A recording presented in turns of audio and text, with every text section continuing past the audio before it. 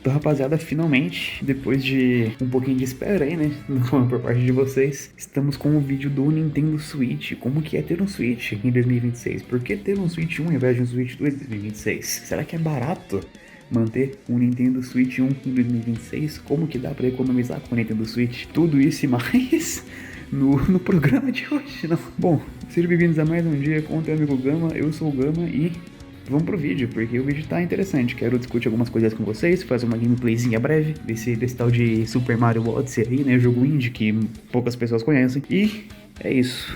Bom, então sejam bem-vindos à minha experiência de como que é ter um Nintendo Switch. O vídeo começou aí com um unboxing, né, daquela brincadeira. A caixa já tá até ali em cima, né, junto com todas as minhas outras. Acabou demorando um pouquinho pra eu poder pegar pra gravar esse vídeo, né. Eu fiz o unboxing no dia 2, porque foi o dia que eu recebi o console aqui em casa. E hoje é dia 14, né. Alguns dias aí, um pouquinho mais de uma semana de experiência para poder falar para vocês como que é ter o Nintendo Switch em 2026, se vale a pena, se eu recomendo para vocês, né? E mais um monte de coisa que eu quero discutir. Bom, primeiro de tudo, por que um Nintendo Switch 1, né? A gente tá aí há pouco mais de um ano, eu acredito, de Nintendo Switch 2 já nas prateleiras das lojas, né? Por que não ter o Nintendo Switch 2 ao invés do Switch 1? Bom, acredito que o principal motivo para muita gente pegar um Switch 1 ao invés do Switch 2, acredito que seja a questão do desbloqueio, que impressionantemente não é o meu caso. Muita gente pega, né, e desbloqueia esse carinha aqui para ter acesso aos jogos, ter acesso a outras funcionalidades, né, como outros launchers, temas e muito mais. Tem gente que até roda Linux nesse negócio aqui. A questão é que esse não foi exatamente o meu caso, rapaziada. Bom, para começo de conversa, se eu quisesse desbloquear um Switch, bastava, tipo assim, jogar no PC, porque não é como se o Switch fosse, tipo, mais forte em quesito técnico do que o meu PC, né? Sejamos sinceros. O Switch, ele é um console fraco. No entanto, a minha questão de pegar um Switch e não desbloqueá-lo, né? Manter ele na legalidade das coisas, é justamente na questão assim, pessoal mesmo. Eu sempre fui uma pessoa que acredito que, igual muitos brasileiros, consumiram o Nintendo a partir de emulação, né? E eu, né, com os meus 20 anos, tenho aí 16 anos, pelo menos, de emulação de Nintendo. Então, eu conheço muita coisa de Nintendo, tudo que eu conheço de Nintendo veio da minha experiência com a emulação do console e do ecossistema deles. No entanto, eu sempre fui uma pessoa que deixava bem claro pra mim mesmo, se eu tivesse a oportunidade, eu deixaria de emular e pegaria as coisas de forma oficial, até porque eu acho que existe uma questão psicológica nisso. Basicamente, essa coisa de se você compra aquilo, você vai dar mais valor, você vai aproveitar de uma forma melhor, você não vai ter uma lógica de streaming, onde você tem, assim, tipo, centenas de milhares, não sei falar, onde você tem, tipo, centenas de milhares de jogos diferentes pra poder jogar e no fim você não joga nenhum, porque você tem essa coisa do paradoxo do desbloqueio, o paradoxo do PC Gamer, essas coisas existem. Por mais que seja difícil de acreditar, essas coisas existem. E eu me conheço o suficiente para saber que eu sou, tipo, uma das pessoas que tranquilamente poderia cair nesse tipo de paradoxo. Mas esse não é o motivo principal de eu ter pego um Switch e não ter desbloqueado. É simplesmente uma questão pessoal mesmo, né? Uma questão de como que eu enxergo as coisas e tudo mais. Logo deixando bem claro que esse vídeo não é algum tipo de manifesto pra pararem com a emulação, porque emulação é errado. Não, a emulação não é errado. A emulação, na verdade, é uma das únicas maneiras, se não a única maneira de manter algum tipo de preservação de videogames, né? Nós gamers sabemos mais do que ninguém sobre como essa coisa de preservação é complexa, devido a empresas que não querem relançar os jogos, né, que elas fizeram antigamente para consoles mais novos, e os jogos ficarem basicamente, né, no status de mídia perdida, lost media. Então a emulação vem para isso, vem para preservar também. Então não, esse vídeo não é um manifesto para você parar com essas coisas, não. Vai de você. Se você tiver a oportunidade de pegar um carinha desse e poder comprar os jogos e tudo mais, eu recomendo, né?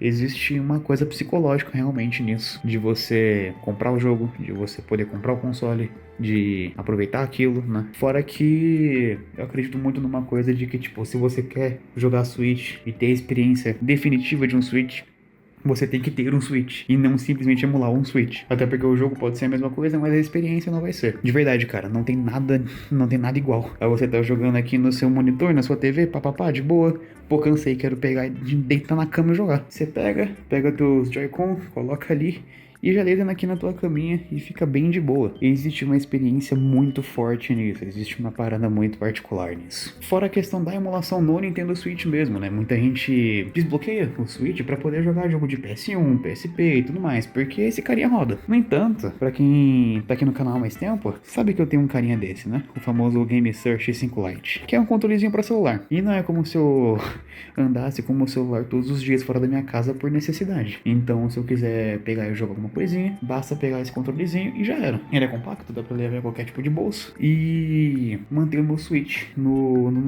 modo bloqueado, que é o que eu estou preferindo no momento. Fora que muita gente acaba indo pro Switch 1 e não pro Switch 2, e esse foi o meu caso, principalmente pelos preços que a gente tá encontrando no Switch 2, que até mesmo no mercado de usados você encontra um Switch 2 por um preço muito, muito salgado. Fora os jogos, né? Os jogos também, né? Acabam sendo muito caros na mídia digital. Tá aí na faixa de 400, 450 reais, até mais. Se eu não me engano, o Bonanza lançou, tipo, 500 pila. Isso é bizarro, isso é bizarro. Não tem, tipo, não tem defesa pra isso. Por isso, justamente, eu defendo muito a coisa do mercado de usados, que nem vocês podem ver. No próprio Switch, ele é um Switch usado, né? Como vocês viram aí no unboxing, veio muito mais coisa na caixa do Switch do que necessariamente só os Switches acessórios, como por exemplo a bagzinha do Switch de Zelda Breath of the Wild, que inclusive ela está aqui, muito, muito desgastada, como vocês podem ver, ela tá desgastada e rasgada, mas assim, é usado. Você comprando no mercado de usados tem que esperar algo desse jeito. Que nem também, cadê? Ué, perdi. Ah, tá aqui. Que nem também o próprio Mario Odyssey que eu peguei em mídia física, que nem vocês podem ver. Ele tá com os artefatos, ele tá com os rasgos e tudo mais, até mesmo dentro da própria caixa. No entanto, é uma questão assim, tipo, de custo-benefício do que vai valer mais a pena pra você, né? Vale mais a pena você pegar um jogo em mídia digital que vai custar mais de 300 reais, coisa que assim, tipo, nenhum jogo deveria custar. Ou vale a pena você pegar uma mídia física que tá assim, tipo, desgastada na caixa e no encarte por, sei lá, tipo, mais da metade do preço. É uma questão, né? É uma balança. Você escolhe o que você quer. Acaba sendo só muito mais barato você pegar, né, as coisas de forma usada. Que nem o próprio Mario Odyssey, que, acredite se quiser, foi 180 conto. Que não me entenda errado, continua sendo um preço acima. Só que, tipo assim, é impossível você encontrar algo mais baixo do que isso. E fora que entra naquela conversa de você comprar a parada, né? Ter mais valor por a coisa que você comprou e etc. Fora também, outra alternativa muito forte que a rapaziada faz é a questão do Nintendo eShop. Como vocês podem ver, eu tenho uma conta Gama, que é a conta que eu jogo os jogos e tudo mais, e uma outra conta Russi, né? Russi, pra quem não sabe, é o meu outro sobrenome. E se a gente entrar aqui na conta Russi, na eShop, né? A partir dessa conta, vamos perceber uma coisa diferente.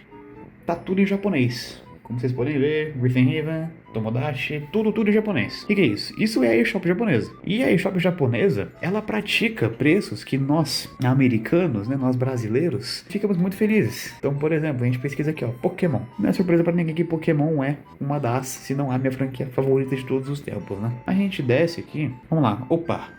Pokémon Scarlet, 6.500 ienes. Eu vou colocar na tela para vocês verem quanto que é na conversão 6.500 ienes. Vocês podem ver que, tipo assim, é bizarro. É assim, tipo, acho que é 210, 220 reais. Mais uma vez, não é barato. Só que em comparação direta com a eShop brasileira, vamos pegar ela aqui, entrar no perfil do Gama, a gente vem procurar.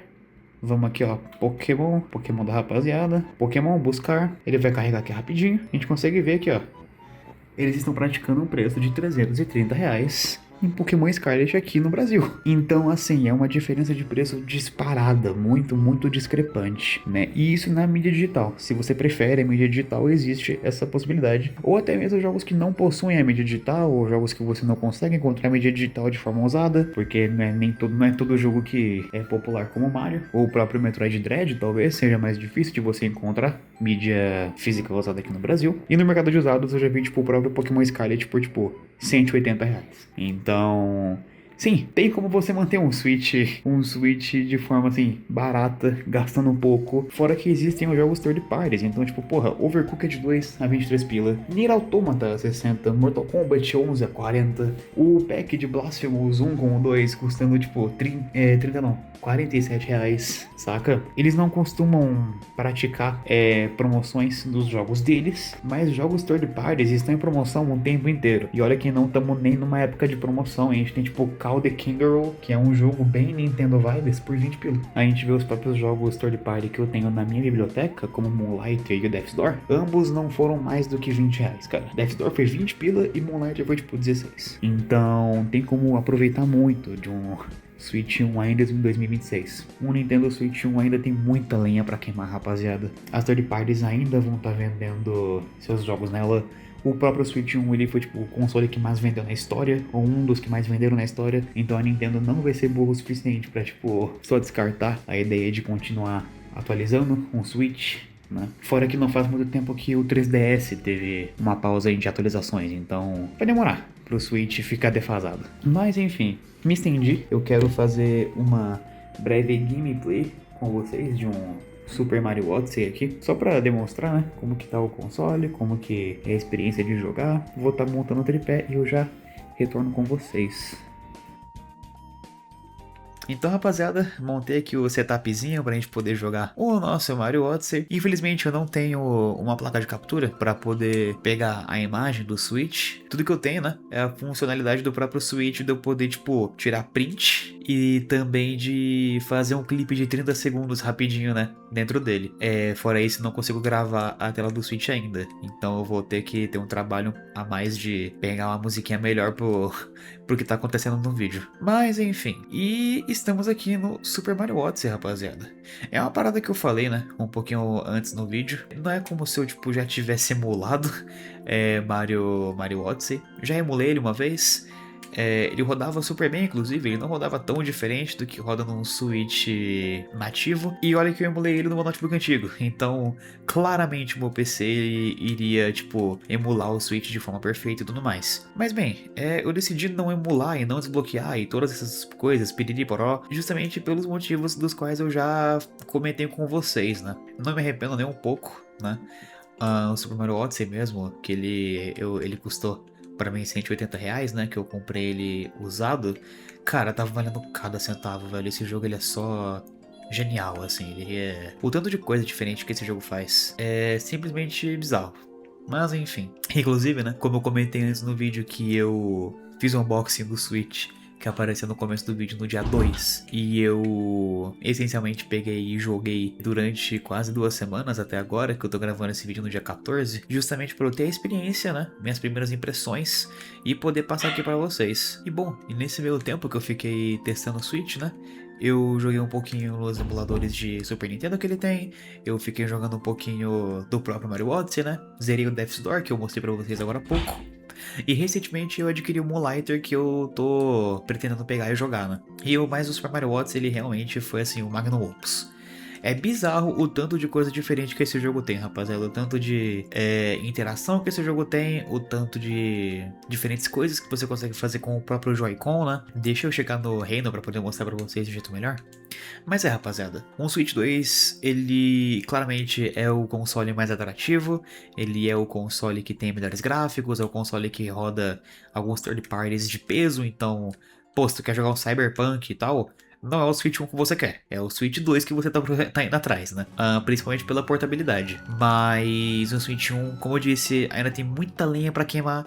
E pra pessoas como eu, que não aproveitaram de toda a biblioteca que o Switch 1 te proporciona, cara, só vale muito, muito a pena, sabe? Só de Pokémon, eu, tipo, joguei o Switch... Olha, joguei o Switch é fogo. Eu joguei o Pokémon Shield emulado uma vez, né? Mas, tipo, só de Pokémon eu tenho Pokémon Scarlet Violet, Legends EA, Legends Arceus, Let's Go Pikachu e Eevee. Então, tipo, só de Pokémon eu tenho muita opção de jogo pra poder jogar, sabe? Então, realmente, pra dizer se vale a pena ou não, vai muito do tipo de jogador que você é. Se você é uma pessoa que é interessada pela Nintendo, gosta de jogos indies, gosta dessa coisa da portabilidade, então tipo você poder jogar em qualquer lugar que você quiser, a qualquer momento, o Switch 1 em 2026, mesmo que seja um console em tese velho e que não vai receber, acredito que não vai receber mais jogos exclusivos da própria Nintendo pra ele. Cara, você tem tanta coisa. Você tem Kirby, tem Metroid, tem Fire Emblem, tem Xenoblade, tem Mario, tem Pokémon, tem os Zeldas, tem o Breath of the Wild e Tears of the Kingdom, sabe? Tipo, tem muita coisa. Tem os relançamentos. Vale, tipo, muito a pena. Vale muito a pena. Recomendo pra vocês que têm esse interesse, né? Acredito que pelo público que eu acabo atraindo aqui no canal, muitos têm interesse nas franquias da Nintendo, muitos gostam da Nintendo, né? Por mais que a Nintendo seja o que ela acaba tendo sim muitas escolhas muito boas. É só complicado porque, tipo, é a Nintendo, então, tipo, se for a Nintendo, o pessoal vai dar hate. Existe uma parada, né, no Brasil que é tipo, é legal dar hate da Nintendo, então vamos dar hate da Nintendo juntos, sabe? Sendo que, tipo assim, as coisas não são tão simples desse jeito, sabe? Jogar videogame hoje em dia tá muito difícil, não tem nenhuma empresa que se salve. A Nintendo é só mais uma dessas empresas, sabe? Que pratica preços abusivos, sim, mas fazem jogos como Mario Odyssey que, tipo, não tem vergonha de ser videogame, sabe? Fora que existem milhares de possibilidades de você poder, tipo, evitar os preços cheios dos jogos da Nintendo, pela eShop japonesa, pela questão de comprar usado, então tem a possibilidade, tem jeito, sabe? É só realmente correr atrás e sair um pouquinho das discussões rasas da internet, né? Inclusive eu quero saber um pouco de vocês, o que vocês acham da Nintendo? Se vocês têm o Nintendo, se vocês pretendem pegar o Nintendo no futuro, se vocês gostam ou não da Nintendo, falem os motivos. Então deixem nos comentários, né? Quero fomentar essa discussão com vocês. Mas no mais é isso, deixa eu... não sei. Eu ia dizer que eu ia mostrar pra vocês os comandos, né? Então deixa eu chegar mais próximo. Temos aqui o Joy-Con, né? E por exemplo, a gente tem esse Goomba maldito aqui que tá correndo atrás de mim. Eu posso, né, apertar o Y pra poder jogar o meu cap e capturar ele, né? Se eu conseguir isso. Mas também tem a coisa do controle de movimento. Então, tipo, se eu só jogo pra frente, eu tenho essa coisa de poder mexer com o controle de movimento. E aí, tipo, basicamente todas as transformações do jogo também, né? Fora muitas coisas de movimentação do Mario, tem interação direta com o movimento do Joy-Con. Então, por exemplo, a gente tem o Goomba. Se eu seguro o Y, ele corre um pouquinho mais rápido. Se eu aperto o B, ele pula, né?